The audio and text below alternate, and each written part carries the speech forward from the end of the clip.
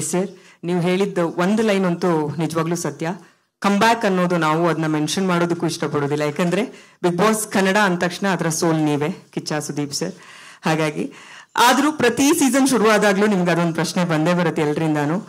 ಈ ಸೀಸನ್ 12 ಅಂದ ತಕ್ಷಣ, ಬಿಕಾಸ್ ಲಾಸ್ಟ್ 2 ಸೀಸನ್ಸ್ ಎಲ್ಲ ರೆಕಾರ್ಡ್ಗಳನ್ನು ಬ್ರೇಕ್ ಮಾಡಿದಷ್ಟು, ಓಕೆ,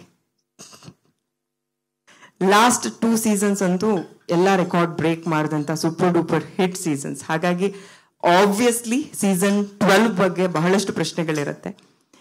ಹೊಸ ಚೈತನ್ಯ, ಹೊಸ ಹೊರಪು ನಿಮ್ಮ ಕಡೆಯಿಂದ ಯಾವ ರೀತಿ ಇರುತ್ತೆ ಅಂತ? ನಮ್ಮ ಚೈತನ್ಯ ಯಾವುದು ಕಮ್ಮಿ ಆಗೇ ಇಲ್ಲ. ಮಾಡಿಲ್ಲ ಅಂದ್ರೂ ಹಾಗೆ ಇರೋದು, ಮಾಡಿದ್ರು ಹಾಗೆ ಇರುತ್ತೆ. That to see I think it's a personality, what you want to do in life. That's got nothing to do with any seasons or any films. ನಮ್ಮ ಮನೆಯಲ್ಲಿ ಕೆಲಸ ಇಲ್ಲ ಅಂದಾಗ ಅಡುಗೆ ಮಾಡ್ಕೊಂಡು ಕೂತ್ರೆ ಅದೇ ಹುಮ್ಮಸ್ಸಲ್ಲಿ ಮಾಡ್ತಾ ಇರ್ತೀವಿ ನಾವು. It's got nothing to do with that. I think I'm very happy that it has got back together. See, in fact, ನಾನು ಒಂದು ನೀವೆಲ್ಲ ಅರ್ಥ ಮಾಡ್ಕೊಬೇಕಾಗಿರೋದು, ನಾನು ಟ್ವೀಟ್ ಮಾಡಿದಾಗ it was not a threat, it was not a warning, it was an expression and a opinion that I wanted to share with the world, right?